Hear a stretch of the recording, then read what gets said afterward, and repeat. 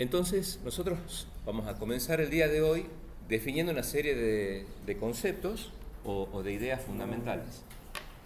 Si bien el propósito es la programación, lo que en definitiva sería obtener un software que solucione de forma general un problema, este programa o esta programación es una parte quizás avanzada de lo que se denomina un ciclo de vida del software.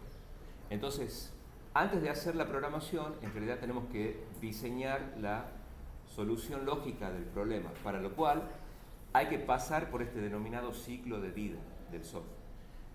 El primer paso de este ciclo de vida, que puede cambiar de nombres en alguna de las etapas según el autor que lo propone, ¿sí? Pero básicamente va a estar descompuesto en más o menos pasos, pero siempre en una secuencia equivalente, ¿sí? Se comienza con la definición de un problema. Después se pasa a lo que se denomina una fase de análisis. En este análisis nosotros vamos a aplicar lo que se denomina un paradigma, es decir, una forma particular de observar una realidad y de modelar una solución lógica. Nuestro paradigma, al principio, va a ser la programación estructurada. Y aparte, se va a combinar con lo que se llama una programación imperativa. Después vamos a ver qué otros modelos o qué otras opciones hay y cuáles son las diferencias o las características de cada una. No es que una sea peor o mejor que la otra, depende con qué parámetro uno la quiera comparar. Pero todos los modelos o paradigmas tienen o aportan algo bueno en sí mismos, o sea, tienen características propias.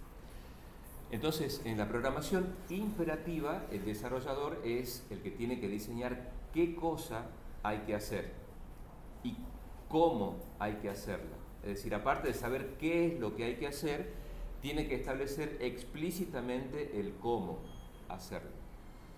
Otros estilos de programación nos permiten hacer foco en qué cosa queremos hacer, pero no nos preocupamos del cómo.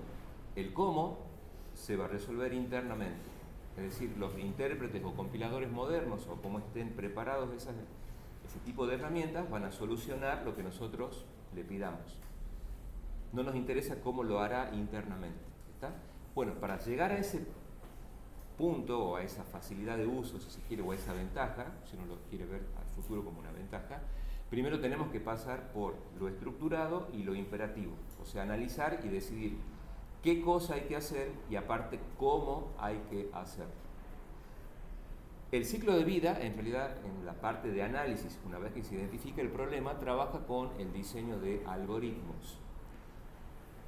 Ese algoritmo, una vez que diseña la solución lógica, se puede implementar, que es otra fase avanzada, en donde se hace la programación o lo que comúnmente se denomina la codificación. Entonces uno generalmente tiene una expectativa o hay algo que se denomina la prisa por codificar. O sea, yo quiero codificar ya algo. El tema es que cuando uno pone la primera línea de código, esa línea de código responde a un diseño que a su vez tuvo que salir de un análisis de una situación. Es como les decíamos ayer, querer tocar el piano. O sea, yo me siento por primera vez en el piano y ya quiero tocar algo. Bueno, pero por lo menos tenemos que saber cómo se llaman las notas, qué es una armonía, una melodía, un ritmo, qué combinación es adecuada o no. O sea, hay toda una teoría previa, entonces no podemos hacer una práctica pura o desarrollarlo a ciegas o de forma improvisada. O sea, la teoría es importante, porque la práctica justamente es la aplicación de esa idea teórica, ¿sí? Entonces, cualquier fuente confiable va a ser útil. No solamente los libros, o sea, ahora nosotros podemos acceder a materiales en papel, virtual, siendo texto o plataformas. Hay, por ejemplo, nuestro, por así llamarlo, sitio de cabecera como desarrolladores va a ser Stack Overflow, que es una web, digamos, un sitio que está especializado en hacer consultas sobre desarrollo de software. O sea, ustedes ponen cualquier consulta, por ejemplo, cómo se hace o cómo hago un array en C#, seguramente los primeros resultados, si no es el primero, va a ser siempre en Stack Overflow. En C#, un vector se declara de esta forma, es un lugar en donde todos los desarrolladores del mundo hacen preguntas y resuelven esas preguntas, ¿sí? Bueno, nosotros vamos a comenzar entonces con la definición de algoritmo. Uno diría, bueno, si no sé por dónde comenzar algún tema, y bueno, podemos ir por el camino más fácil, por buscar esa definición en Google, y generalmente sobre un tema cualquiera, que es lo primero que nos va a aparecer, lo que nos sugiera la Wikipedia, ¿sí? Entonces, si hace falta, después puedo conectarme a internet, pero bueno, acá está sacado de la página de Wikipedia. Obviamente no es una definición técnica específica como nosotros la necesitamos, pero generalmente ustedes van a decir, bueno, no sé, biografía de Alan Turing, y va a salir algo en Wikipedia, ¿está? Entonces es un primer punto de partida así como natural, por decirlo así. Pero después hay que ir a alguna fuente específica, ¿sí? Nosotros no vamos a usar esa definición exacta, pero, por ejemplo, acá, si uno dijera, bueno, por cultura general me interesa ver cómo está registrado acá el concepto de algoritmo. ¿Qué nos dice? Un algoritmo es un conjunto de instrucciones o reglas definidas, no ambiguas, ordenadas y finitas, que permite típicamente solucionar un problema, realizar un cómputo, procesar datos, llevar a cabo otras tareas o actividades. Y ven que acá aparece una referencia, porque eso no es que se le ocurrió arbitrariamente a alguien, debe haber una fuente que respalde. Bueno, nosotros vamos a usar esas ideas y podríamos después ver cuál es la definición de programa o de algoritmo que se da, por ejemplo, en el libro, y nosotros vamos a definir, bueno, justamente esto, un algoritmo. Y vamos a definirlo como un conjunto finito, ordenado y preciso de pasos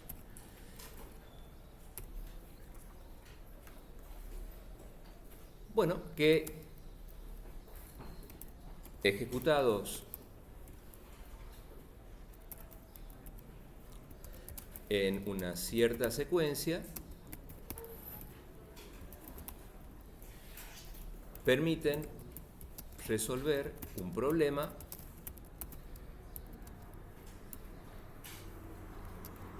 de la forma más general posible. Una de tantas definiciones equivalentes, ¿sí?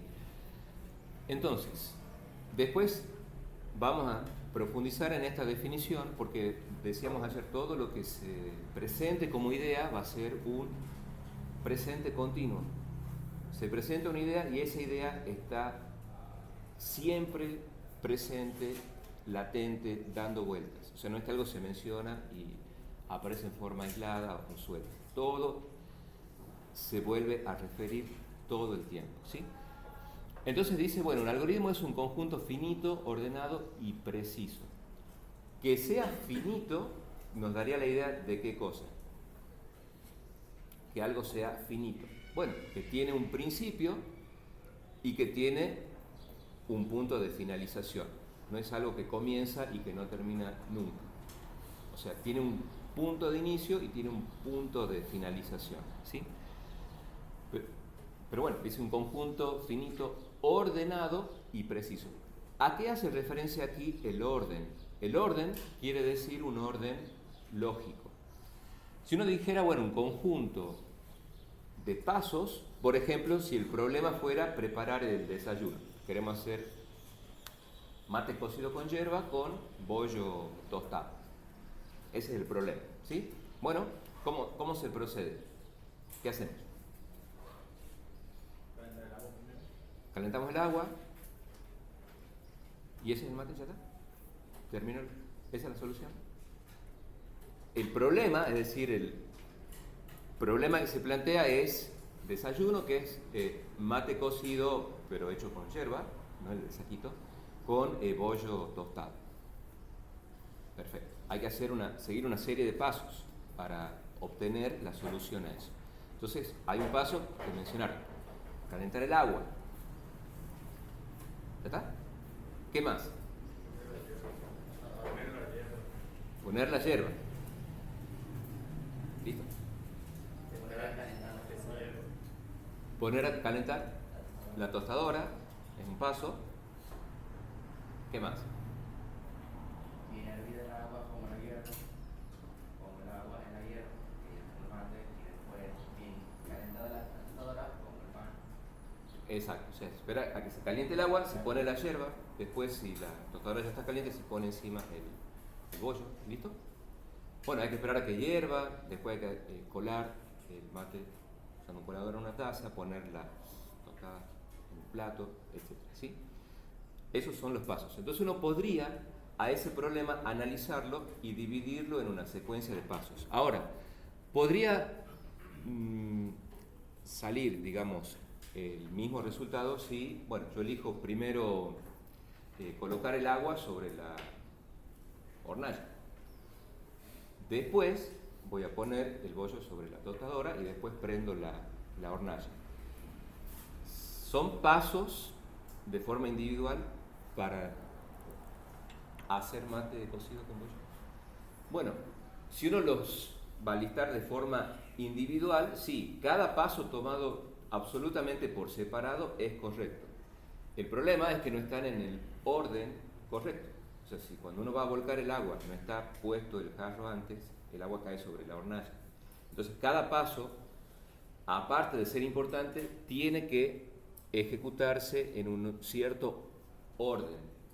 A eso hace referencia el orden de un algoritmo. Nosotros vamos a tomar una situación problemática, vamos a tener que, a partir de ese análisis, definir una enorme cantidad de ideas que se van a combinar de forma ordenada. Pero una vez que eso se ejecute, va a tener un principio y un fin, ¿sí? La precisión quiere decir que cada paso que nosotros hacemos tiene que tener un efecto único, concreto, útil, ¿sí? No debe no hacer nada ese paso y no debe ser ambiguo, es decir, no podemos tener una incertidumbre o bien obtener dos resultados o dos cosas diferentes. Tiene que hacer exactamente algo que aporte a llegar a la solución del problema, ¿sí? Esas son las tres características del algoritmo, es decir, un conjunto finito, tiene principio y fin. Ordenado porque hay que seguir una cierta secuencia lógica. Precisa porque cada paso tiene que hacer exactamente algo útil, no ambiguo, y ejecutado en una cierta secuencia se va a poder resolver un problema de la forma más general posible. Nosotros vamos a tratar siempre de aferrarnos, porque esa definición está, como les digo, aunque sea en forma inconsciente, orientando qué es lo que tenemos que hacer, ¿sí? Bueno, entonces, ¿se va entendiendo, chicos, esta idea? Es un concepto. El algoritmo en sí mismo no es un programa, pero una vez que a través de las herramientas de análisis uno puede documentar y diseñar la solución, eso es programar, y después viene lo que para nosotros que llamamos programación es la codificación, pero la programación es esto: identificar el problema y hacer el análisis y el diseño lógico. Técnicamente no deberíamos tocar una computadora en el primer cuatrimestre. Quizás tampoco deberíamos codificar nada. Deberíamos trabajar con diagrama de flujo y con pseudocódigo, o sea, con un código en español, órdenes en español. Y en una etapa posterior hacer codificación. Bueno, la práctica hay que realizarla en algo, en nuestro caso en C# para poder demostrar que lo que hemos diseñado sí se puede implementar en ese lenguaje. O sea, no esperar tanto tiempo, ¿está? Pero una vez que uno codifica o comienza a codificar algo, es porque la solución ya está diseñada, ya está resuelto el problema y recién se lo implementa, ¿está? Bueno, ahora vamos a plantear el típico primer problema que generalmente de forma espontánea o en paralelo aparece en casi todos los cursos de programación. Es un misterio, pero bueno, es como que surge en paralelo, en forma espontánea, ¿sí? Entonces, vamos a, como decía el profesor Girafales, vamos a buscar la superficie del triángulo. ¿Está? ¿Qué dice don Ramón? ¿Qué? Todavía no lo encuentro. Entonces, al principio los algoritmos que nosotros vamos a hacer, o lo que van a encontrar en cualquier libro de texto o en cualquier curso, tiene que ver con cálculos de perímetros o de superficies de figuras geométricas conocidas, porque se supone que, bueno, lo vimos en la primaria, es algo con lo que estamos familiarizados. Y básicamente en programación lo que vamos a hacer es sumar, restar, multiplicar, bueno, hay que dividir, o sea, las 4 operaciones básicas, ¿verdad?, de la aritmética, obtener promedios y porcentajes. Con eso tienen el 99.99 de todo lo que existe. Cuando uno lo analice en el tiempo, va a decir al final hay una realidad a la que hay que sumarle o restarle un poquito o calcular un promedio o un porcentaje. Imaginemos, por ejemplo, en un videojuego de, no sé, Mortal Kombat. ¿Qué ocurre cuando un personaje le pega a otro? ¿Qué le pasa a la barrita de poder o de vida? El que recibe el golpe tiene una cierta cantidad de vida en un determinado punto y cuando recibe el golpe, ¿qué ocurre?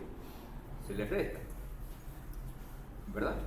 Si uno está en un videojuego y, por ejemplo, recoge un ítem de salud o de vida y qué sé yo, tenía una cierta cantidad de vida, ahora tiene un poquito más.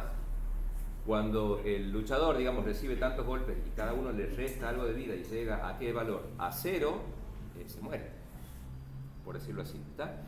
Si uno tiene una navecita y hay un rayito que va acercándose al jugador o a la nave, ¿qué ocurre? Esa distancia se reduce, o sea, hay una distancia que hay que quitarle un poquito. Cuando esa distancia es 0, la navecita explota. Hacen una ronda, no sé, en un juego de preguntas y respuestas. Bueno, cada vez que responden algo bien, se suma una respuesta correcta. Van a calcular el vuelto en una operación comercial, lo que sea, entonces restan dos números. Por ejemplo, ¿cuántas entradas se vendieron en una sala de cine para una determinada función? Bueno, yo vendí tantas entradas, pero respecto a la cantidad de butacas que tenía. Entonces puedo decir, bueno, hubo un 100% de ventas, un 15%, o sea, estoy calculando un porcentaje. ¿Está? Y alguien va a decir, bueno, al final de cada día, por ejemplo, los vendedores en alguna tienda de electrodomésticos obtuvieron una venta al final de cada uno de los días hábiles de la semana. Bueno, yo quiero saber cuál es la venta promedio. Bueno, habrá que sumar las ventas de cada día y dividir en la cantidad de días y se obtiene un promedio, ¿sí? Todo va a dar vueltas acerca de esas operaciones, sumar o restar y calcular porcentajes o promedios. Con eso está, casi todo lo que existe está basado en esas simples operaciones, ¿está? Aparentemente simples cuando se las implementan. El tema es darnos cuenta de que hay que aplicar esa operación en un determinado momento, ¿sí? Entonces, esto es a modo de ejemplo, sigue siendo como una introducción. Este año hay muchísimo tiempo disponible, o sea que se puede repasar y de nuevo, invertir ese tiempo ahora para ver estos conceptos en forma gradual, en forma lenta y con la práctica, para que quede bien fundamentado, permite que después uno pueda ir más rápido. Si tiene la idea esencial, cuando quiera cambiar de lenguaje, solo tiene que cambiar la forma de escribir y no la forma de pensar. Eso ya va a ser más genérico, ¿sí? Entonces, imaginemos que el problema sería, pongamos que viene una maestra y dice, bueno, quiero hacer un software educativo para que los chiquitos, primer año, segundo, calculen el área del triángulo, ¿sí? Pero nosotros vamos como a la esencia del problema. Entonces, vamos a ver, ¿qué deberíamos hacer? Nos olvidemos de la programación y del C# y de todo esto.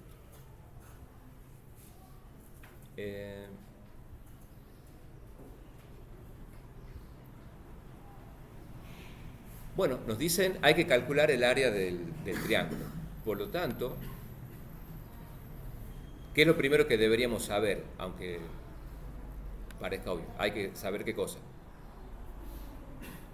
¿Qué es un triángulo? ¿Está? Bueno, aquí. Vamos a suponer que es ese el triángulo. ¿Qué necesito para calcular el área de un triángulo? La fórmula, ¿sí? ¿Sabemos cuál es la fórmula para calcular el área de un triángulo? Ajá. Base por altura. Base por altura. ¿Y qué más? Vamos a suponer que el área va a ser igual a la base por la altura. Bueno, y acá lo vamos a tener que hacer así. Bueno, si no ya lo hacemos un poquito más rápido. Espero que se vea ahí, si no...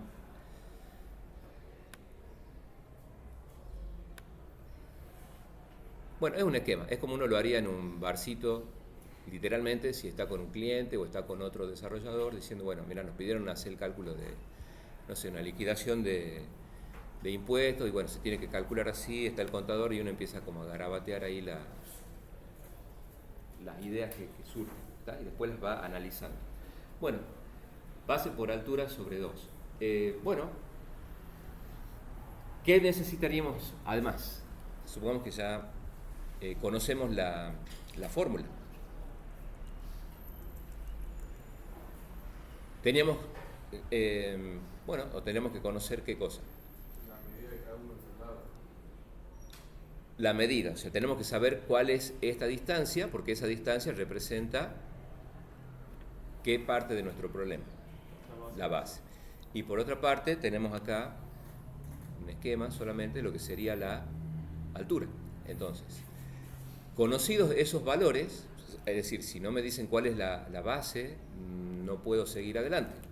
Vamos a ponerle acá, por ejemplo, base. Entonces le vamos dando un nombre a cada elemento del problema, ¿sí?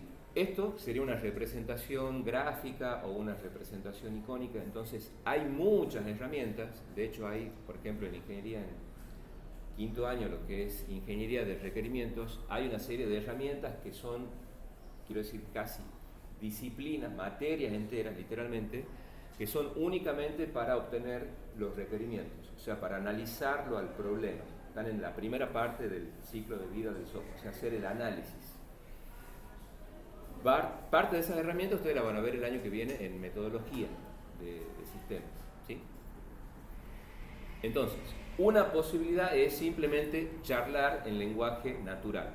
O sea, vos explícame cómo se procede. Entonces la profesora dirá, bueno, mira, los chicos tienen que calcular el área del triángulo. Ya sabes, si vos le das la base y la altura, pones base por altura sobre 2, entonces quiero que el programita me diga, bueno, el área es tal o cual. Entonces uno ya hace el dibujo, identifica la fórmula, le va dando nombre a cada cosa. Ahora, eso se tiene que determinar de un cierto modo y hay que documentarlo, ¿sí? Pero más o menos se entiende la idea.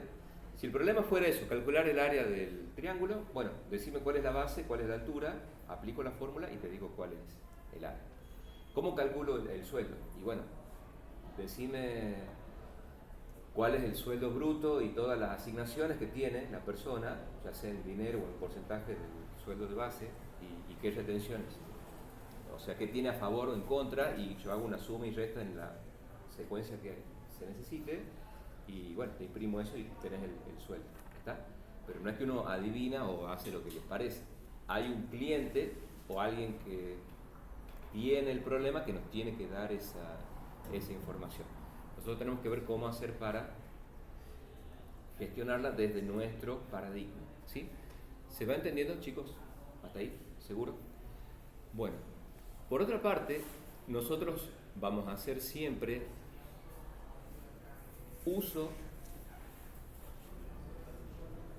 tanto así como respirar en la vida diaria, en lo que es el tema de la programación, de un esquema que lo vamos a ver absolutamente siempre en todo ambiente, lugar, contexto, etc. Y es el que nosotros vamos a tomar de base.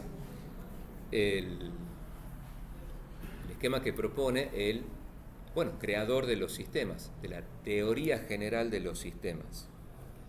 O sea, los sistemas son hijos de la biología. Entonces nosotros acá, por ejemplo, vamos a trabajar con este esquema. Es muy conocido, ya seguramente, bueno, si no lo han visto lo van a ver en todos los cursos que después van a hacer por su cuenta. ¿Sí? Vamos acá. Bueno, quitemos esto, es un poquito más incómodo.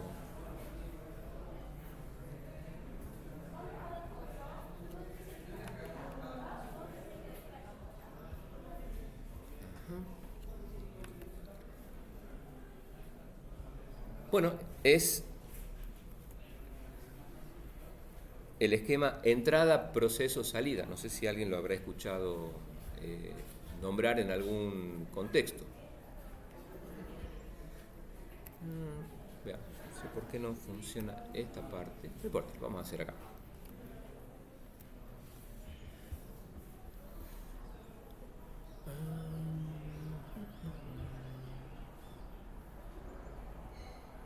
Entrada, proceso, salida. Entrada. Ya lo vamos a hacer más grande a esto.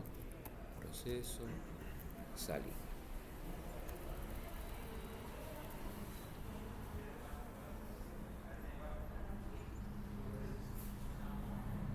Bueno, bastante más grande. Todo lo que nosotros vamos a hacer en todo momento, todo el tiempo, es trabajar con ese esquema, ¿sí? El esquema de Bertalanffy. Entrada, proceso o procesamiento, salida. Por ejemplo, para hacer una torta, ¿verdad?, de cumpleaños, ¿qué vendrían a ser las entradas? O en general para hacer una comida, ¿qué sería la entrada? Los ingredientes. El procesamiento o proceso de esas entradas sería, bueno, aplicar la receta, que sería combinar en la manera adecuada los ingredientes en una cierta secuencia. O sea, uno diría, bueno, eso me hace acordar al algoritmo, en el sentido de que es un proceso finito, ordenado y preciso de pasos para solucionar un problema, que sería hacer ¿qué? La torta. Y la salida va a ser ¿qué cosa? Bueno, la propia esa torta finalizada. ¿Sí? Entrada, proceso, salida. Entonces, en cada situación, y esto es totalmente natural con la programación estructurada, para cada situación problemática nosotros vamos a tener que identificar las entradas, que a su vez tienen una cierta clasificación, el proceso, que sería la secuencia de pasos, o sea, el algoritmo en sí, gestionando esos datos de entrada o combinándolos, y cuál es la salida o el resultado que se quiere obtener, que puede ser uno o varios resultados. ¿Está? ¿Qué vendría a ser para nosotros en este esquema una entrada? Bueno, una entrada sería una información, un dato, algo sin lo cual no se puede seguir adelante, algo como imprescindible. Sin eso no se puede continuar, ¿sí? Por ejemplo, en el contexto del problema del triángulo, ¿qué sería o cuáles serían las entradas? La medida de la base y de la altura. Perfecto. ¿Cuál sería la salida o resultado que queremos obtener? El área. Y el procesamiento quiere decir cómo, capturados los datos de entrada, voy a combinar esas entradas de alguna forma, de forma finita, ordenada y precisa, para obtener esa salida o ese resultado. En este caso, ¿qué habría que hacer? Bueno, hay que tomar el valor de la base, hay que tomar el valor de la altura, y cuando tenga las dos disponibles, se multiplican entre sí y divido en 2. Y obtengo el valor del área. ¿Está? Bueno, entonces, la base y la altura vendrían a ser para nosotros lo que al principio podemos denominar un dato de entrada.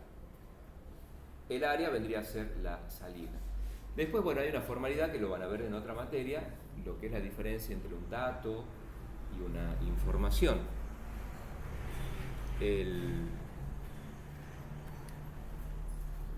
¿Cómo se define en forma estricta? Bueno, serán lo mismo.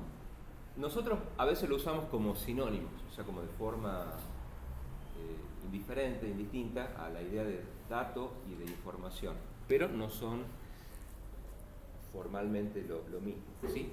Si yo les digo, por ejemplo, 174, ¿creen que eso sea un dato o una información? ¿O sería lo mismo? Entra alguien, por ejemplo, por la puerta y dice 174 y se va. ¿Significa algo para nosotros eso? Bueno, es una magnitud, es un número, sí, vendría a ser un dato, ¿verdad? Ahora, si yo le dijera, ¿saben quién se acaba de ir y dijo 174? Es el jefe de sistemas de la Caja Popular de Ahorros. Me acaba de mandar un mensaje, dice que se sale a la cabeza hoy en la nocturna.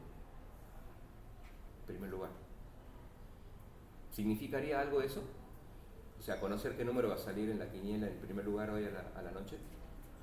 ¿O no significa? ¿O no haríamos nada? Diría, sí, no me interesa. Diría, no, ya, sacame, toma, todo al 174. ¿Está? ¿Por qué? Porque es un dato, pero es un dato que ahora está cargado de significado o de importancia para alguien. Entonces, un dato va a ser simplemente una magnitud, algo que puede dar una característica, una cualidad de cierto elemento. Pero cuando ese dato significa algo para alguien, desde ese punto de vista o de esa perspectiva, eso pasa a ser una información. ¿Está? Entonces, por ahí uno escucha, generalmente datos, pero cuando algo tiene importancia, eso ya pasa a ser una información. Tomemos un ejemplo así burdo.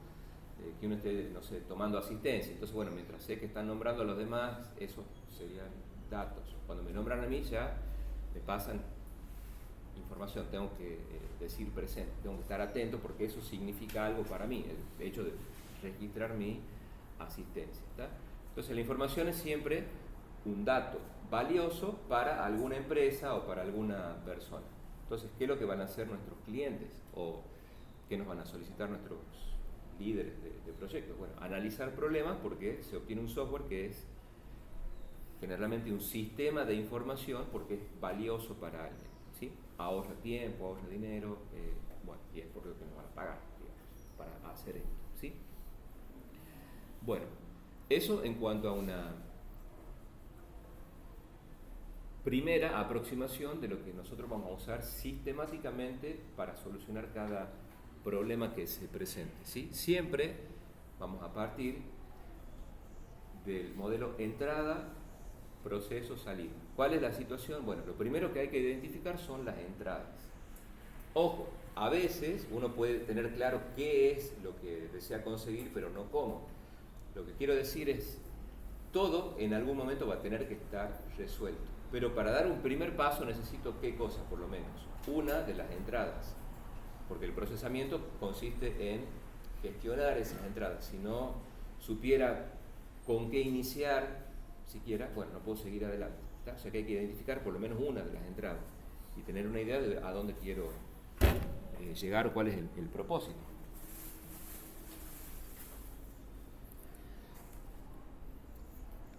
Dentro de lo que sería la clasificación de las entradas, nosotros vamos a tener las que se denominan entradas primarias o principales, ¿sí? O sea, es sí o sí una entrada completamente imprescindible. Sin eso no se puede seguir adelante. ¿Está? Esto después va a cambiar ligeramente de nombre en un par de minutos. ¿Está? Pero básicamente tenemos que ver cuáles son las entradas primordiales o esenciales. Después puede haber alguna entrada intermedia o secundaria, es decir, no me resulta esencial, pero sí podría diseñarla, por así decir, porque me va a facilitar los cálculos. ¿Está? Y ver cuáles son los resultados que quiero obtener. El algoritmo en sí, lo que sería gestionar esas entradas, nuestro algoritmo o definición de algoritmo estaría más vinculada con la parte de procesamiento, el cómo se combinan esas entradas, conjunto finito, ordenado, preciso, de pasos. ¿Está? Bueno, ¿se va comprendiendo, chicos, hasta ahí la idea? Entonces, ahora vamos a indicar que aunque sea un poquito tedioso al principio, es muy importante realizar al menos de forma mínima lo que se llama la documentación del sistema. Uno no puede resolver el problema de memoria, o sea, decir, tener todas las entradas, o todo el procesamiento, o todos los resultados sin al menos escribirlo de alguna forma. Acá está analizado el problema en forma esquemática. Hay un dibujo, sé cómo llamar a cada uno de esos elementos, ya sé más o menos la secuencia, o sea, tengo una idea. Después eso se hace en forma cíclica, por eso se llama ciclo de vida del software. En etapa primaria los sistemas se desarrollaban en cascada, o sea, uno pasaba por el análisis y cuando estaba en el diseño ya no podía corregir nada del análisis, aunque se diera cuenta mientras esté diseñando, no, mira, hay una parte que está mal analizada, hay que corregir, bueno, pero ya pasó, ahora hay que diseñar y hay que implementar sobre esto. Y cuando uno implementaba dice, no, pero esto resulta que está mal diseñado, pero ya no se puede volver porque es en cascada. Bueno, eso después evoluciona y esto se hace en forma cíclica. Después del análisis del problema, el problema, análisis, diseño, la implementación, las pruebas, etcétera, se vuelven a recuperar otros requerimientos que generan otro problema que requiere análisis, diseño, y es una cuestión cíclica. Y también se puede ir y volver por las etapas. Es mucho más flexible o está asociado en lo que ahora se denominan las metodologías ágiles. O sea, se va priorizando ciertos elementos y no siempre es ultra ortodoxo. ¿Está? Se lo puede hacer en forma flexible, aparte se va a trabajar en equipos, etcétera, etcétera. Entonces, para que uno pueda comunicarse con otra persona, con otro equipo de desarrollo, va a decir, bueno, estamos haciendo un sistema para el banco X, que tiene sucursal en Alemania, en Australia, etcétera, ¿sí? Y bueno, a nosotros nos toca hacer, qué sé yo, el cálculo de los porcentajes de interés de las cajas de ahorro. Entonces yo no lo puedo hacer como se me dé la gana y que después la otra gente se adapte a lo que yo pienso. ¿Se entiende? O sea, hay una forma de comunicar esto. La forma de comunicarlo es a través de documentos. Ahora, esos documentos ya son plantillas que están perfectamente diseñadas, entonces uno, esto que va identificando en el paso a paso, después dice, bueno, lo tendría que volcar en alguna plantilla, o sea, de manera formal, para que si alguien lo lee, lo entienda. Y de forma complementaria, si a mí me pasan una documentación formal, yo también quiero entenderla. O sea, es una herramienta para comunicarnos. ¿Está? Bueno, ¿en qué va a consistir entonces esta etapa así muy, pero muy elemental de documentar algo? Bueno, nosotros tendríamos, por ejemplo, que podemos hacerlo incluso acá en el bloc de notas, decir, bueno, necesitamos saber cuáles son las entradas, las entradas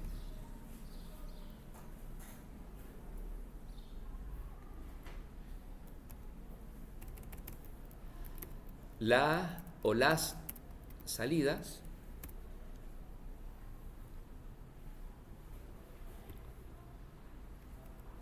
bueno, y acá vendrá lo que es el proceso o procesamiento. ¿Sí?